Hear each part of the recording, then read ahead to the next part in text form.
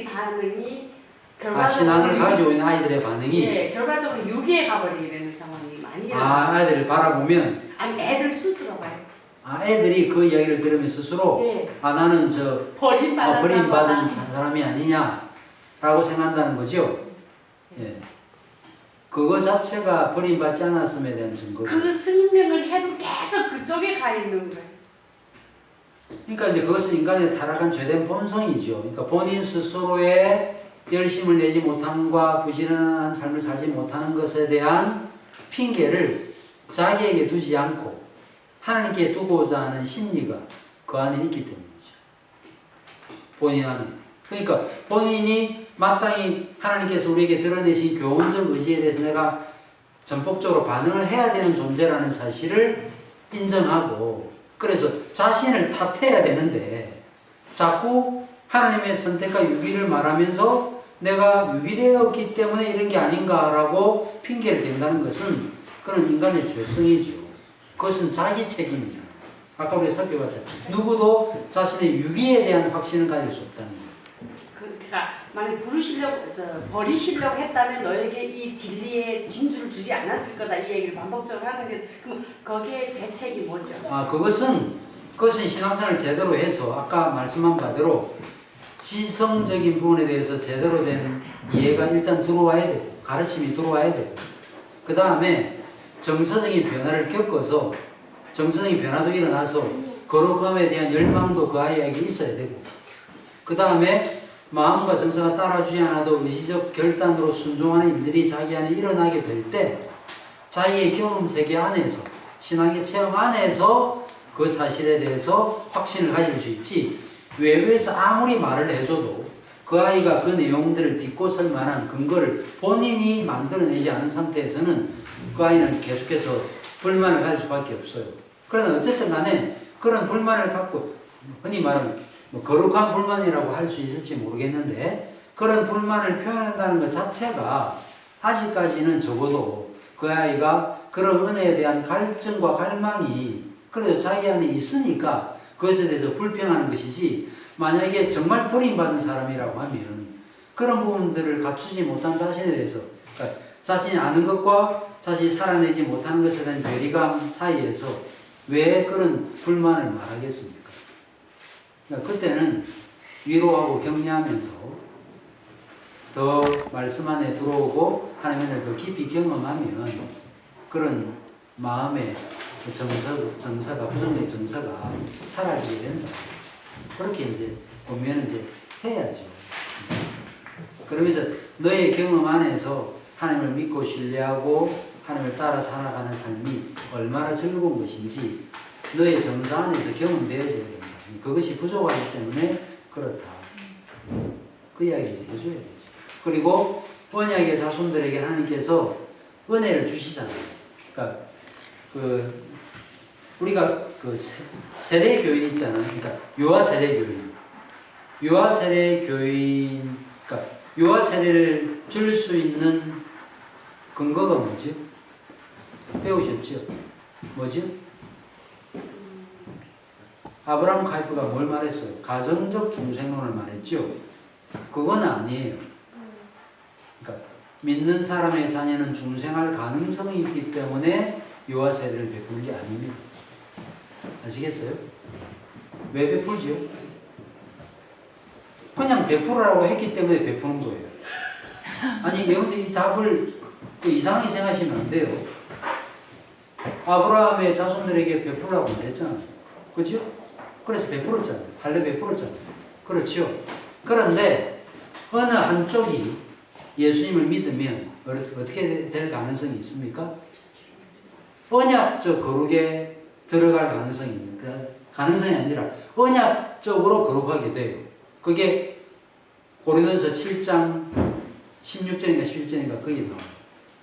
한편이 거룩하면 한편이 거룩하다고 말했잖아요. 그죠?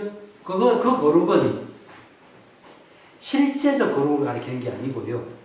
언약적 거룩을 가리킵니다. 그 언약 안에 들어와 있다는 거예요. 그런데 그 다음에는 뭘 해야 되는가 하면 부지런히 가르쳐야 돼요. 거기에 하나님이 역사하시는 것입니다. 그렇죠? 그래서 보통 믿는 자녀들이 예수 믿는 가능성이 훨씬 더 많죠. 그게 바로 하나님께 주신 은혜예요. 그런데 이스마엘도 그 다음에 에서도 다 구원에서 멀어졌잖아요. 그렇죠. 할례를 받았지만. 그렇죠? 그렇기 때문에 우리가 어떻게 해야 됩니까? 부지런히 가르쳐야 되는 것이죠. 거기에 하나님께서 은혜 주십니다. 그래서 신명기 6장에도 부지런히 가르치라. 길에 행할 때든지 집에 누워서 있든지 앉아서 부지런히 가르치라. 그럴 책임이 우리에게 있는 것이죠. 그러나 그렇다고 해서 다 그러면 구원에 이르느냐? 그건 아니죠. 그래서 사무엘 아들들도 그들 중에는 말하는 아이들도 있었던 거예요. 엘리 아들들은 말할 것도 없지만 사무엘이 경건하지 못했습니까? 경건했잖아요. 그죠? 근데 왜 그 내용을 써놨을까요?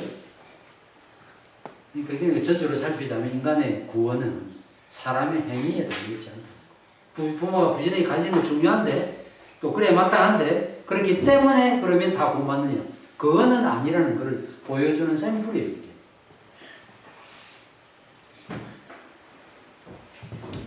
네.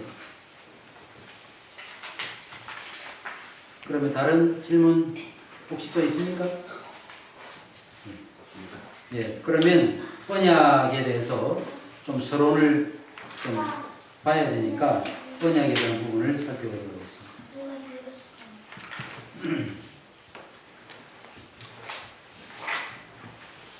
자, 요즘에 어떤 거를 더 신뢰하는 경향이 가는가 하면 약속보다는 이 사인한 거, 그죠? 그 다음에 말보다는 녹취, 그 다음에 DNA 검사, 이런 걸 훨씬 더 믿는 경향이 강하죠. 그러나 한번 생각해요. 고대에 무슨 DNA 검사가 있었겠습니까? 그런 거 없어요. 고대에는 이 말 한마디에 많은 것을 걸었습니다. 쉽게 말하면 약속이죠. 그죠? 내가 어떻게 하겠다. 특별히 고대에는 어떤 세관을 갖고 있었는가 하면 신이라고 하는 존재를 배제하고는 인간의 생활을 생각을 못했던 거거든요. 그래서 무슨 약속을 할 때 신중하게 했습니다. 왜? 신의 존재를 인정했기 때문에 만약에 내가 잘못 약속을 해놓고 약속을 지키지 않으면 신으로부터 진노를 받을 것이라고 하는 인식을 갖고 있었기 때문에 약속에도 함부로 하지 않았습니다. 그런데 요즘에는 그렇지 않죠. 그렇죠? 근데 어쨌든 하나님께서 이런 인간 사이에 있는 혹은 나라와 나라, 그 다음에 개인과 개인 간의 이런 약속과 언약을 도구로 하나님께서 자신의 구원의 역사를 실행시켜 가십니다. 그게 성경에 많이 나타납니다. 그래서 구약, 신약이라고 말하죠. 약이라는 게 테스트멘트, 언약 아닙니까? 약속. 그렇죠? 어떤 분들은 이제 그 아브라함 언약, 내일도 설명해서 아브라함 언약 무슨 언약 이렇게 설명하면 그 언약을 설명할 때 당시 고대 사회 분동 지역에 있었던 어떤 나라들의 이런 약속들이 있었다. 그걸 가지고 아브라함 언약을 설명하는 분들이 있어요. 그렇거든요. 그럴 때 어떻게 비판하지요? 세상에 있는 걸 가지고 성경의 정당성을 주장하면 권위가 성경이 아니라 세상에 있잖아요. 그래서 비판하거든요. 그런 부분들 제가 100% 받아요. 100% 받지만 그러나 그것에 대해서 너무 알레르기 반응을 보일 필요는 없다는 것입니다. 왜 그런지 아세요?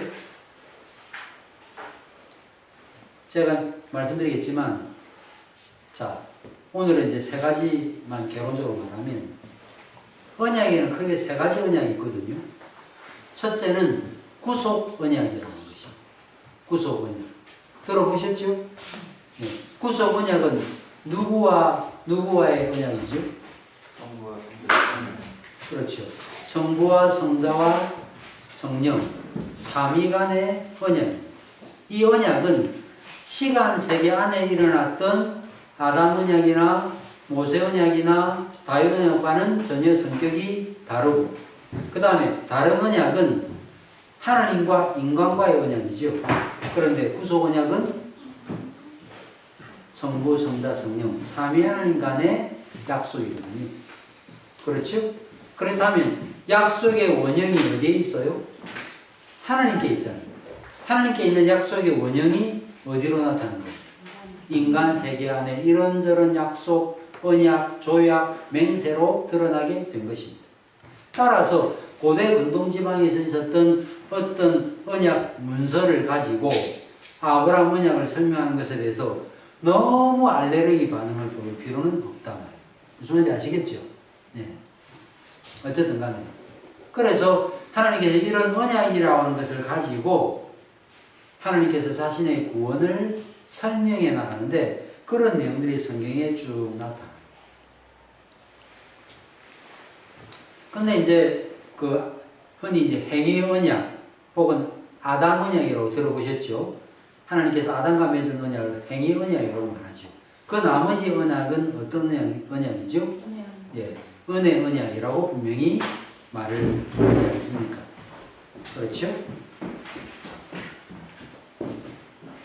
그래서 하나님께서 세속에 있는 어떤 것들, 어떤 인간들 사이에 있는 어떤 조약들, 이런 것들을 자신의 구원의 도구로 활용하시는 것에 대해서 언짢아하시는 분들이 계신데 굳이 그럴 필요가 없습니다. 왜냐하면 언약이라는 틀을 최초 만드신 분이 바로 우리 하나님이시기 때문에 그렇습니다.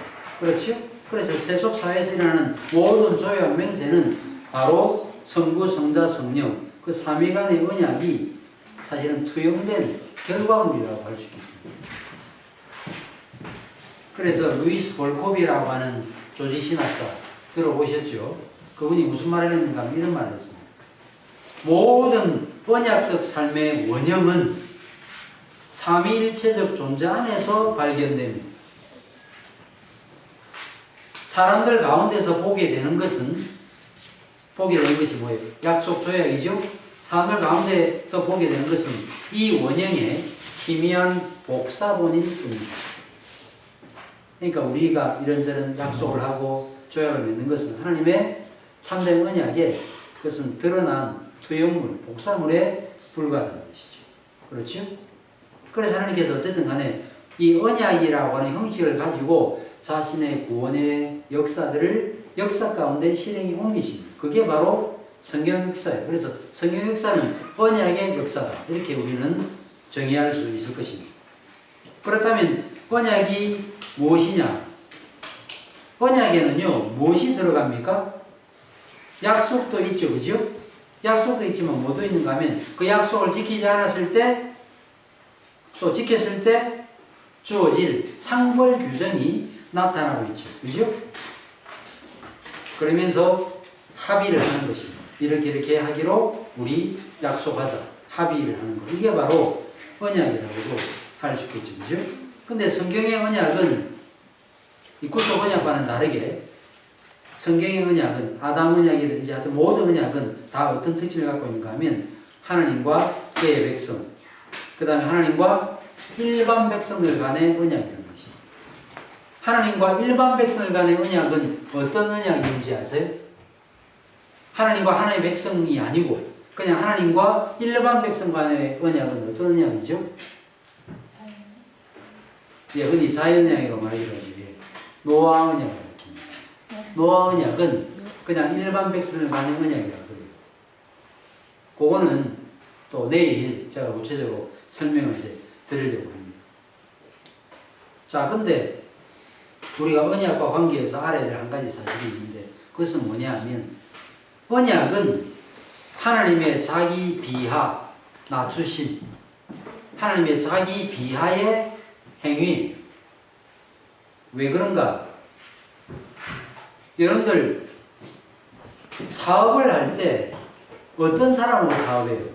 자신에게 그래도 뭔가 물질적이든지 사업적인 어떤 센스든지 도움이 될 만한 사람하고 파트너를 정하지 않습니까?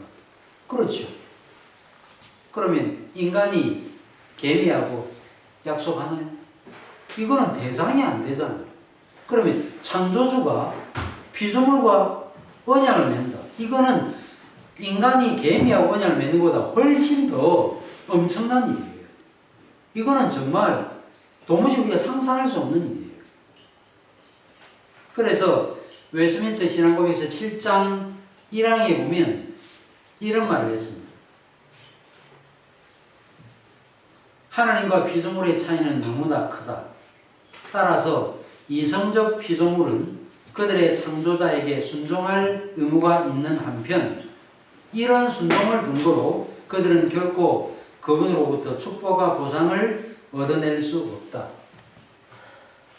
사실 하나님께서 나중에 이제 내일 말씀드리겠지만 이것을 행하면 내가 복을 받고 이걸 행하지 않으면 저주를 받는다고 말했죠. 그래서 행했을 때는 어떻게 됩니까? 복을 받죠. 그러나 우리 편에서 그것을 행했기 때문에 뭐 주십시오라고 요구할 수 있는 그런 권리가 우리에게는 사실은 없다는 거예요. 그래서 언약은요, 하나님의 자기 비하인과 동시에 우리를 높이시네요. 그렇기 때문에 언약이 맺어진 것입니다. 상대가 안 되는 거예요. 그래서 하나님의 자발적인 비하를 통해서 사실은 언약이 체결된 것입니다. 그래서 언약의 첫 번째 특징이 뭐라고요? 하나님과 자기 백성, 하나님과 일반 백성들과 맺는 것이다. 이게 첫 번째죠. 그 다음에 두 번째는 뭐냐면 그 언약의 주체가 누굽니까? 하나님이고 주도권도 하나님이 가지고 계신다. 언약의 주체는 하나님이요, 주도권 하나님이 가지고 있어요. 이거 매우 중요한 개념입니다. 그래서 나중에 언약의 저주를 누가 져요? 하나님 분이 대신 저 주시잖아요. 이게 얼마나 감사한지 몰라요. 그 다음에 세 번째 특징은 언약은 무엇으로 이루어졌는가? 서약, 약속, 맹세로 이루어져 있죠. 그래서 성경 읽어 나가시다 보면 맹세라는 표현이 나타나죠. 그것은 무엇으로 보시면 되는가 하면 언약으로 보시면 돼요. 맹세. 꼭 굳이 언약이라는 표현이 안 나타나도 제가 내일 다 구절을 찾아서 말씀드리겠지만 그것 역시도 하나의 약속, 언약으로 이해됩니다. 그런데 이런 언약은 약속과 서약과 맹세로 이루어지는데 무엇이 따르느냐? 언약의 표징이 따른다는 거죠. 그렇죠? 그래서 언약에는 표징이 있습니다. 그렇죠? 자, 이런 이제 언약이 이제 이런 거라는 걸 제가 말씀을 드리고, 그럼 하나님께서 어떻게 구원의 역사를 이루어 가시는가 하는 것을 이렇게 보면, 제가 오늘 간략하게 말씀드리겠습니다. 이제 아담하고 언약을 맺으시죠, 그죠? 물론 창세기에 나타나지 않습니다. 호세아서 6장 7절에 나타나고 있어요. 그 내용을 가지고 창세기를 바라보는 거죠. 자, 어쨌든 간에 하나님께서 아담과 언약을 맺으시죠. 근데 아담이 어떻게 됩니까? 아담이 불순종하죠. 예, 그렇죠? 예. 그런 다음에 하나님께서 인생들이 범죄하게 가지고 어떻게 해버려요? 인생들을 다 쓸어버립니다. 다 홍수로 다 심판해버려요. 그러고 난 다음에 어떻게 합니까? 노아와 또 언약을 맺습니다. 그렇죠. 마땅히 다 심판받아야 되는데, 그 노아 언약에 대해서 설명을 제가 내일 드리겠지만, 하나님께서 왜 온 인류를, 그리고 코에 호흡을 하는 모든 존재들을 왜 다 죽였습니까? 인간의 마음의 생각이 악했기 때문이죠. 그렇죠. 그래서 싹 쓸어버렸죠. 그런데 그 다음에 어떻게 좋아졌습니까? 여전히 똑같았습니다. 그렇죠. 그럼에도 불구하고 하나님 어떻게 하셨죠? 절대로 다시는 홍수로 심판하지 않겠다. 그렇게 말씀했죠. 그런 일반 종의 틀을 만드시고 난 다음에 그 다음에 어떻게 하세요? 아브라함과 언약을 맺습니다. 아브라함을 부르시고 아브라함과 언약을 맺어요. 그러면서 하나님의 구속 계획을 말씀하세요. 구약의 언약 중에 제일 중요한 언약이 있다면 그것은 아브라함 언약이에요. 아브라함. 그 아브라함 언약의 기초에서 그 다음에 무슨 언약이 세워집니까? 모세 언약 혹은 시내산 언약이 체결되는 거예요. 그렇죠? 그런데 시내 언약이 체결되었지만 율법 순종했어요, 못했어요? 못했죠, 그죠? 그래서 어떻게 됐어요? 응? 이스라엘 다 망해버리죠, 그죠? 그렇죠. 그래서 새 언약을 기대하게 만들죠. 그래서 그리스도께서 세우시는 새 언약이 아닌 모든 언약은 무슨 언약이에요? 모세 언약은 시내산 언약은 다 옛 언약이라 이렇게 말을 하거든요. 그렇죠? 근데 그 중간에 어떤 언약이 있는가 하면 다윗 언약이라는 게 있거든요. 그 부분에 대해서는 또 내일 설명하겠습니다. 그런 과정들을 통해서 결국은 새 언약의 시대가 도래하게 되는 이 전 과정들이 사실은 성경의 모든 내용이에요. 그러니까 언약을 제대로 이해하지 못하면 성경의 큰 흐름을 절대로 이해할 수 없습니다. 그래서 내일 사실은 클라이막스예요. 뭐 제가 부족하지만 내일 사실은 강의가 사실 클라이막스입니다.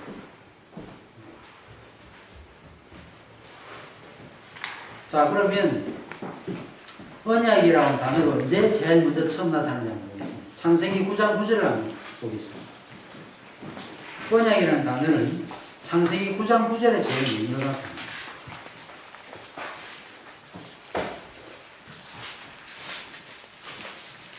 한번 찾아서 읽어보겠습니다. 9장 9절 시작.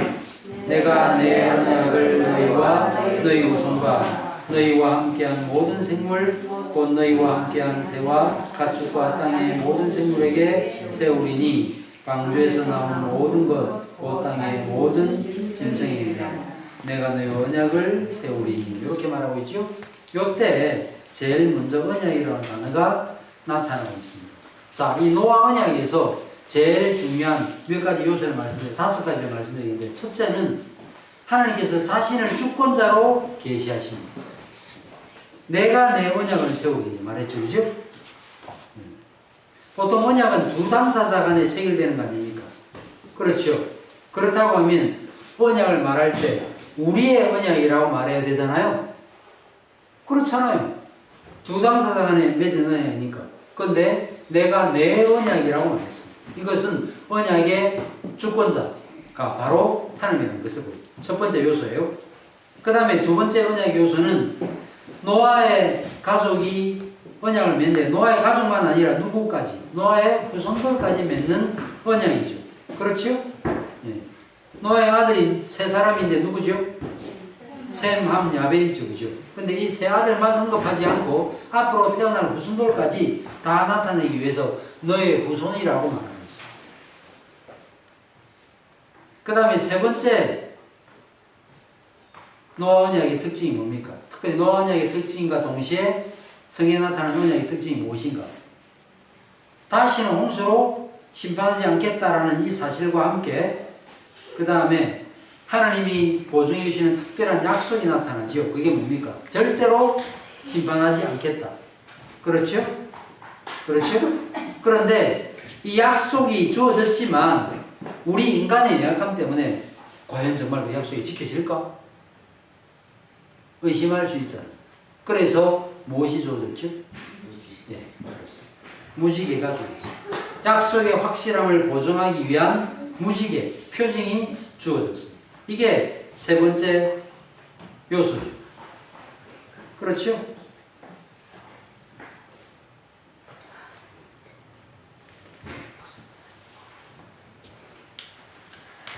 아, 죄송합니다. 다시. 아까 제가 세 번째 그 약속이 주어졌다 그랬죠? 그 다음에 네 번째가 표징이, 무지개 표징. 아시겠죠? 그 다음에 다섯 번째가 뭐냐 하면 9장 16절을 보시면 뭐라고 말하죠? 무지개가 구름 사이에 있으니 내가 보고 나 하나님과 땅에 물을 혈기 있는 모든 생물 사이에 된 영원한 언약을 기억하라 그랬죠? 자기 언약에서 뭐라고 말하는가 하면 영원한 언약이라고 말했습니다. 그래서 다시 정리를 하면 첫째는 하나님의 뭐예요? 주권. 둘째는 구성. 그러니까 구성들을 통해서 이어지는 관계성입니다. 그러니까 이 약속은 당대에만 효력이 있는 것이 아니라 후손을 통해서 이어지는 관계성. 이게 특징입니다. 그 다음에 세 번째는 은혜로운 약속이죠. 특별한 약속이죠. 그 다음에 네 번째가 뭐라 그랬죠? 예, 표징. 약속을 입증하는 표징입니다. 그 다음에 다섯 번째가 영원한 보장. 영원한 약속. 영원히 보장하는 것입니다. 이게 특징이죠. 근데 아브라함의 언약에도 똑같은 특징 5가지가 있다. 아브라함과 맺는 언약입니다.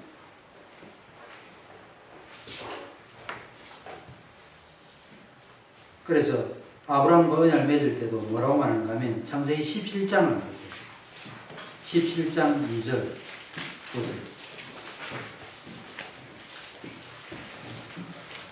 여기도 내가 누구의 언약? 우리의 언약? 아니죠?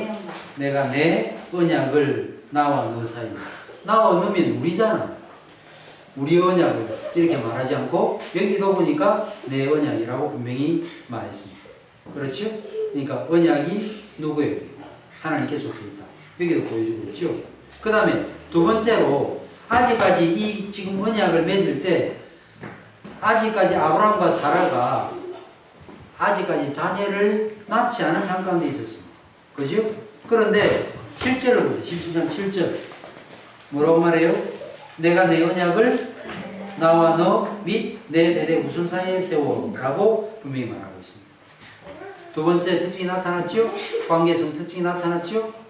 그 다음에 세 번째는 뭡니까? 약속을 가지고 있죠. 아브라함 언약. 또 어떤 약속이 뭡니까? 두 가지죠? 여러분들 아브라함 약속의 두 가지 약속이 뭡니까? 후손. 둘째는 땅. 이 두 가지죠. 그 다음에 네 번째로 노아 언약 때는 표징이 뭐였어요? 무지개죠. 아브라함 언약은 몰라요? 할례. 할례잖아요. 그렇죠?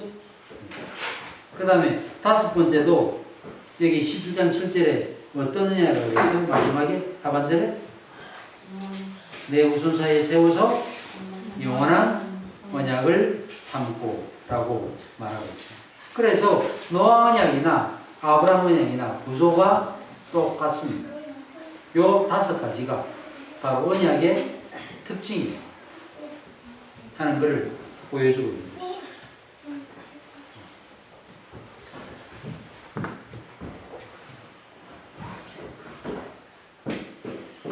예, 언약의 공식과 심벌은 제가 지금 하면 시간이 지금까지 안 되겠네요. 자, 요 정도 하고 오늘 마치고 이제 내일 언약의 공식 심벌 소개하도록 하겠습니다.